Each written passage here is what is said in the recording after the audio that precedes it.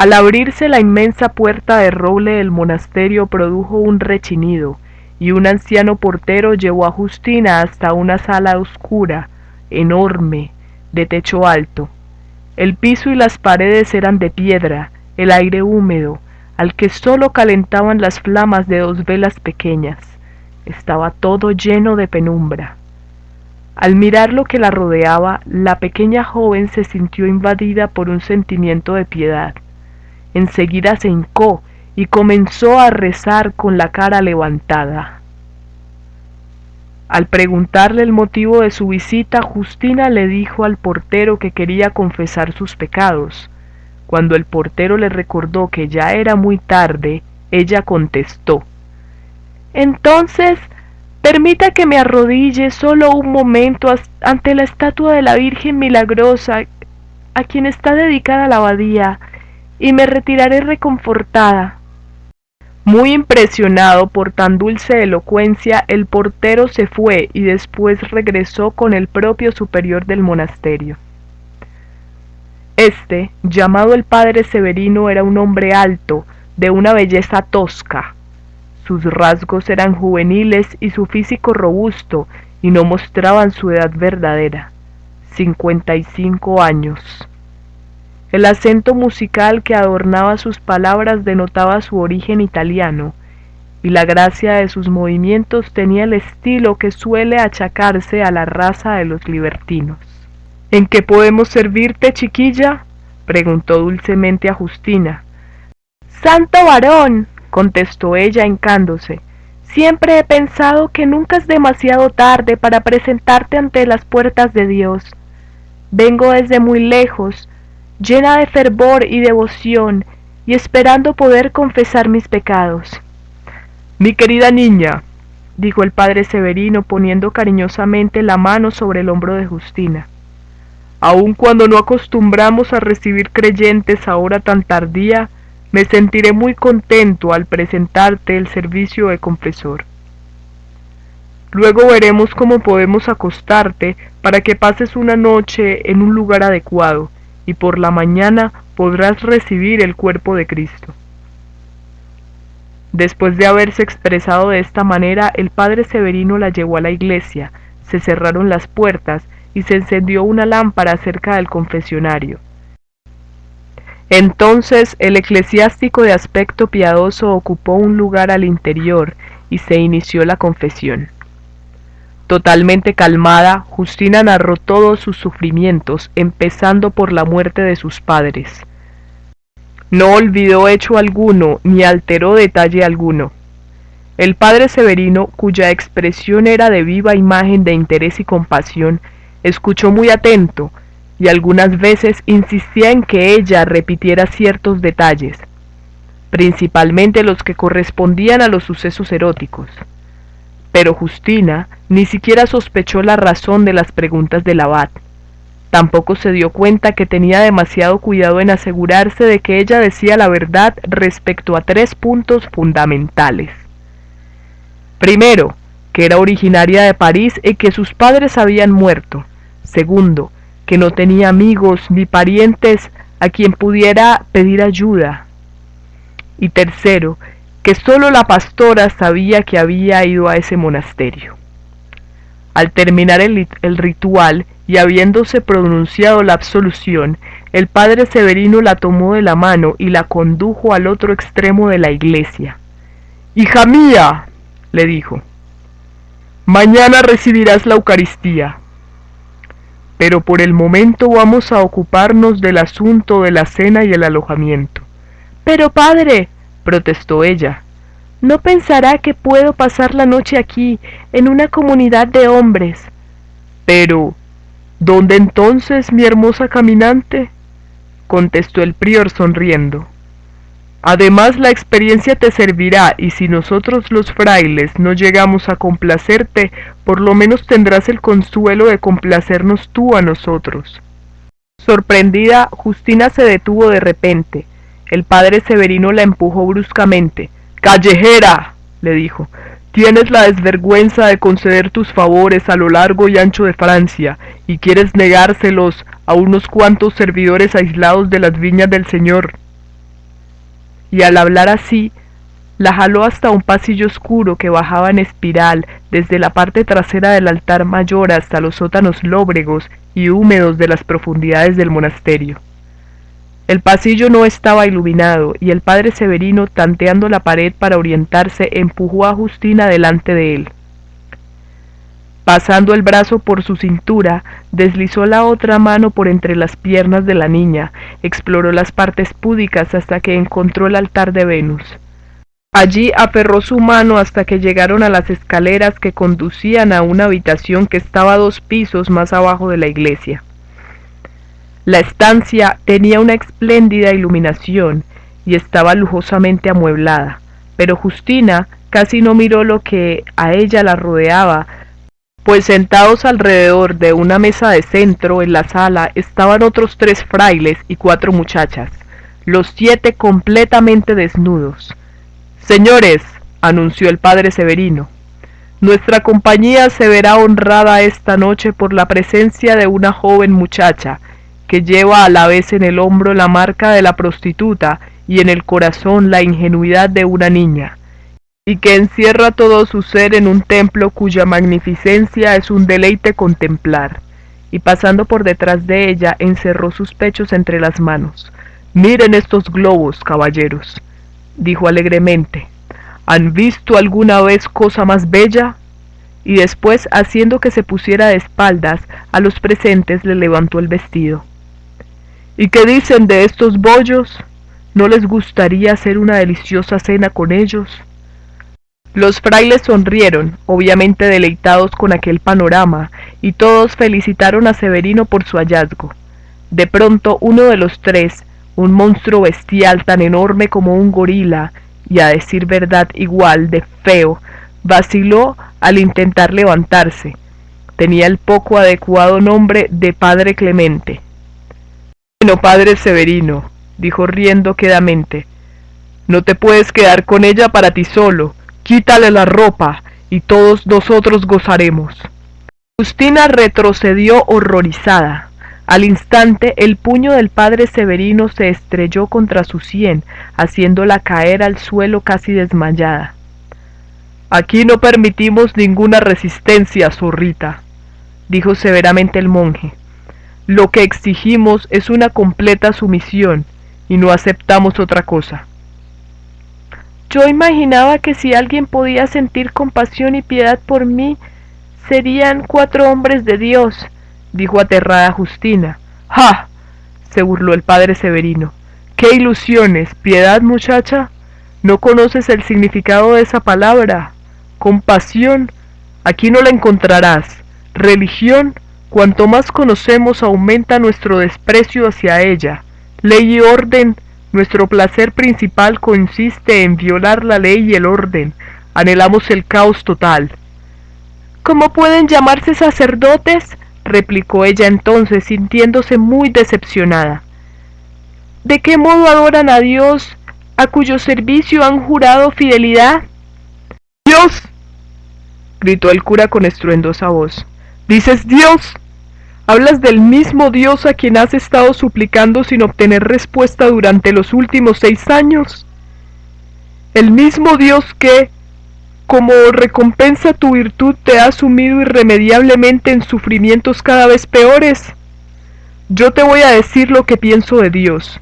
Lo desprecio, lo odio, lo aborrezco con todo mi corazón. Y lo mismo les pasa a mis hermanos sacerdotes. Por esa razón nos pasamos todo el día ofendiendo a los vanos mandamientos». Y levantándola bruscamente continuó: «Y ahora, ya basta de filosofar. Estás a punto de entrar al servicio de un Dios totalmente diferente, el Dios del deseo carnal.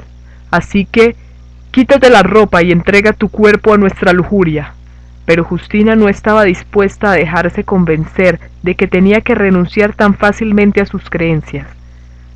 Dejándose caer de rodillas junto a las manos en actitud de rezar y con los ojos mirando hacia arriba, comenzó a recitar el acto de contrición. Furioso, el padre Severino la pateó en el vientre. Luego, empujándola hacia el padre Clemente, le ordenó al enorme y simiesco fraile que la desvistiera. El padre Clemente, con espuma en la boca, agarró a Justina por las axilas y la puso rudamente de pie. Metiendo 2 dedos que parecían salchichas en el escote de su blusa, dio un fuerte jalón. Se oyó un desgarrón y las 2 mitades de la prenda cayeron a cada lado. Los 2 pechos maravillosamente formados salieron bruscamente hacia adelante. Como la muchacha intentaba taparse con los brazos, el padre Clemente metió los 2 mismos dedos en su cintura. Casi enseguida cayó la falda a pedazos. «Hermosa niña, ¿no es cierto?», preguntó sonriendo el pervertido sacerdote, haciéndola girar para que su cuerpo, ya completamente desnudo, pudiera ser contemplado con más detenimiento por los demás. «Miren esos pequeños flancos. Y como dijo el padre Severino, miren esos bollos. ¿No les encantaría darle unas mordidas?». «Muy bien», dijo el padre Severino, «ya son suficientes consideraciones. Ahora le daremos el tratamiento de bienvenida como debe ser. De cualquier manera, aun cuando no haya sido reclutada por los medios acostumbrados, llena todos los requisitos de ingreso. Así que reúnanse alrededor de ella y adelante con la celebración». En cuanto se dio la orden, los otros frailes, junto con sus acompañantes de otro sexo, formaron un círculo alrededor de la desdichada muchacha. Uno tras otro la revisaron, el primero echándole una mirada apreciativamente en algunas partes de su cuerpo, el segundo metiendo un dedo en un orificio y así sucesivamente, hasta que pasaron 2 horas mientras se realizaba la ceremonia. Entonces el padre Severino se puso en el centro del círculo y dijo: «Segunda parte, que cada uno de nosotros, los frailes, goce de sus placeres predilectos». Como era de esperarse, el primero de los 4 en hacerlo fue el propio padre Severino. Dirigiéndose a la chiquilla como un tigre que se abalanza sobre su presa, la obligó a acostarse boca abajo en el suelo.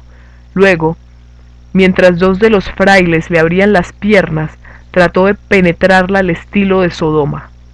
Pero el monstruoso miembro del fraile resultó demasiado grueso para el uso que quería darle. Comenzó a empujar, separar y golpear. Sin embargo, no pudo introducirse en la ciudadela donde pretendía realizar su acto de adoración. Enfurecido por su vano intento, el perverso cura se puso entonces a azotarle las nalgas lleno de coraje, pegándoles con las manos, pellizcándolas. No quedó contento hasta que las hermosas esferas se pusieron coloradas. Enseguida, ya pasando aquel momento de salvajismo, volvió a sitiar la ciudadela, apretando y estrechando, empujando con fuerza una y otra vez hasta que, finalmente, el baluarte cayó. Un horrible grito de dolor inundó la sala cuando el monstruoso invasor desgarró los intestinos de la muchacha. Palpitante y agitado, el escurridizo reptil escupió hacia adelante su veneno y después, privado de su dureza, se rindió a los desesperados esfuerzos de la joven para expulsarlo. El padre Severino, lívido de coraje al verse imposibilitado para mantener su asedio, se tiró al suelo llorando. Entonces avanzó el padre Clemente, blandiendo por encima de su hombro en forma amenazadora un látigo de 9 colas. «Lo vengaré, padre», sentenció. «En cuanto termine con ella, esta putilla sabrá que no es conveniente resistirse». Levantándola por el aire con un solo hombro, el gigantesco sacerdote se acostó sobre sus rodillas. Luego, agitando airosamente el látigo, le cruzó 3 veces las nalgas.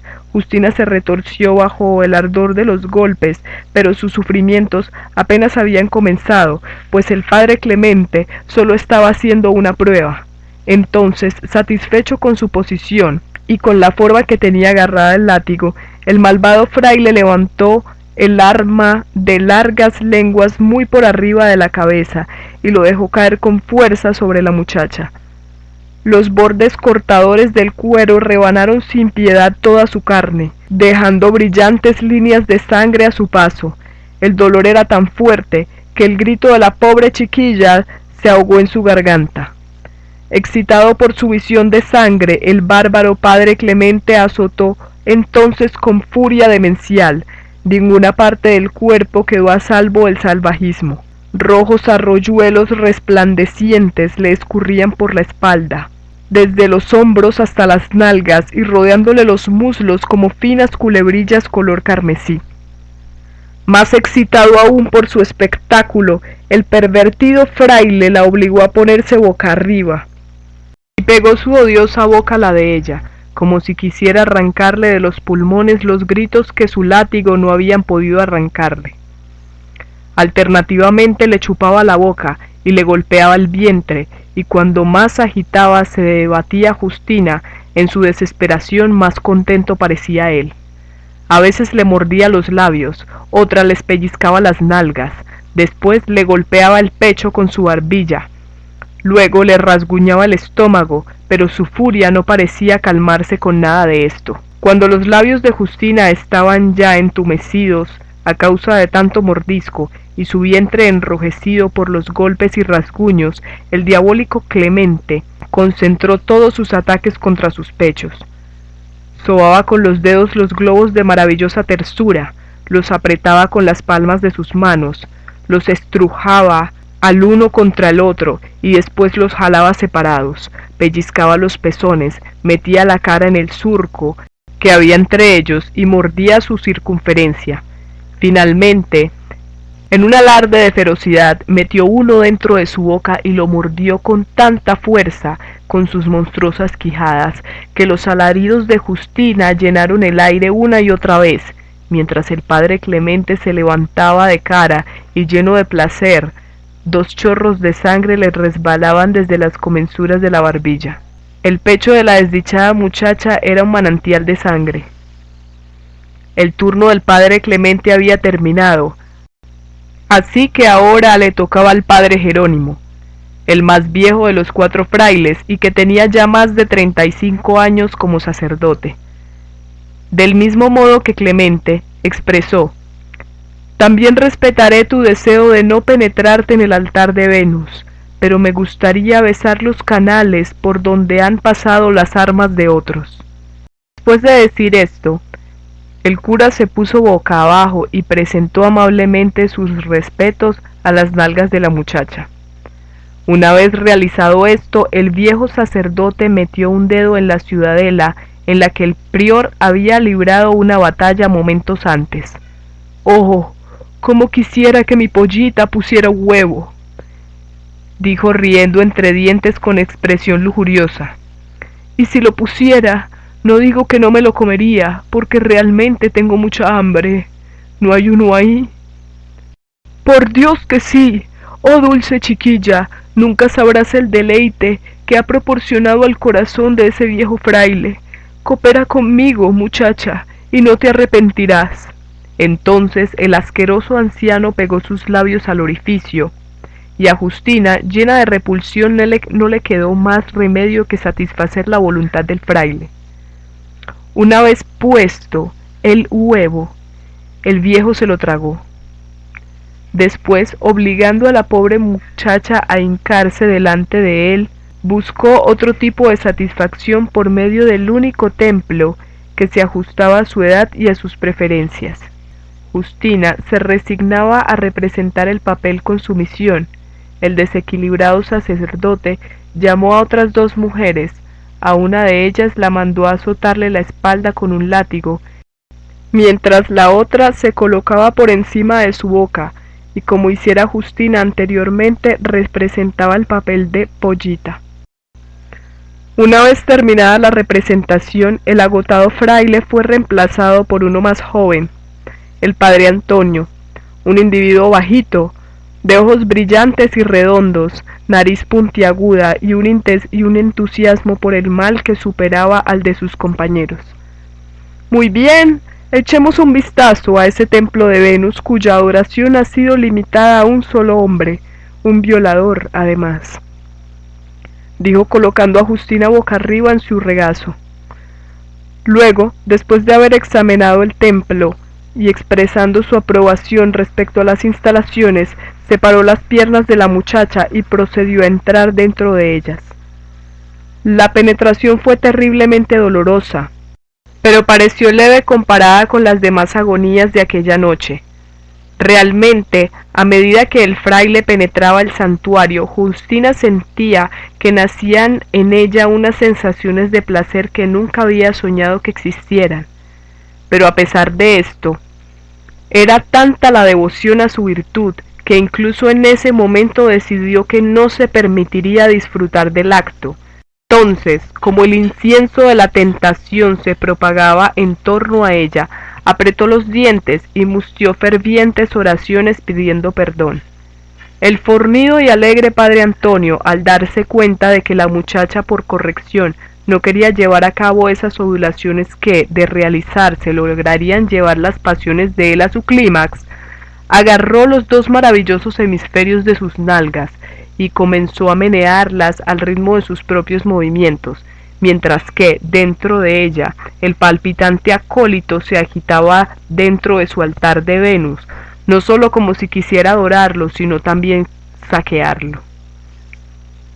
Como las cosas estaban saliendo bien, el joven y fatigado fraile trató de aumentar la intensidad de sus placeres, llamando a otra muchacha, una chiquilla de 15 años, cuyo rostro hechicero estaba surcado por las marcas de la angustia y el terror. La puso contra los flancos de Justina, frente a él, con las piernas abiertas. Entonces con la lengua realizó los mismos sacrificios que su acólito estaba ofreciendo allá abajo. Simultáneamente, una de las mujeres mayores se inclinó hasta a sus ingles y comenzó a lamérselas.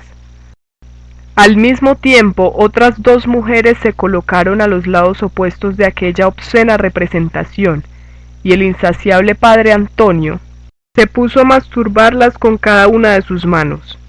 La pirámide humana estaba completa, ninguno de los sentidos del lujurioso sacerdote quedaban sin satisfacción. Ni uno de sus instrumentos para hacer el amor permanecía ocioso. La sinfonía de vergonzosa sensualidad seguía rápidamente el crescendo. Los alaridos extasiados del monje denotaban que estaba cerca del clímax, y Justina sintió el vigoroso embate cuando se produjo. Entonces se encontró inundada por las aguas de la presa que habían construido en una sexta parte a desbordar. Bueno, dijo el padre Severino cuando hubo desenmarañado la madeja de cuerpos desnudos, es suficiente para tu primer día. Tráiganle algo de comer a la muchacha y vamos a buscar cama para ella. Aunque Justina estaba demasiado agotada físicamente, aún tenía el espíritu a salvo. Con su permiso, padre, dijo con firmeza. Mi único deseo es abandonar al instante este lugar maldito. Quédense con su cama. Lo único que solicito es que se me regrese lo que sobre de mi ropa, y me despediré al instante. No deben temer por sus secretos. No serán revelados por mí. No deseo más que seguir mi camino apaciblemente. El padre Severino contempló a la joven con ojos relucientes. ¿De veras, muchacha?, graznó en voz baja. Pues bueno, me temo que eso no sea posible por ahora, porque cuando le hemos dado un recibimiento a una moza, no le permitimos que nos deje antes de que los cuatro estemos cansados de ella. Y con una muestra de feminidad tan tierna y exquisita como tú, no creo que eso suceda en poco tiempo. Después de pronunciar esas palabras, tronó los dedos, y una mujer surgió de la penumbra. Tendría quizás 30 años de edad, y era una de las más bellas criaturas que se puedan imaginar. «Onfalia», dijo el sacerdote, «llévate a esta irritable muchacha al dormitorio, y trata que tenga un poco de reposo. Dios sabe que aquí va a necesitar toda la fuerza que sea capaz de tener».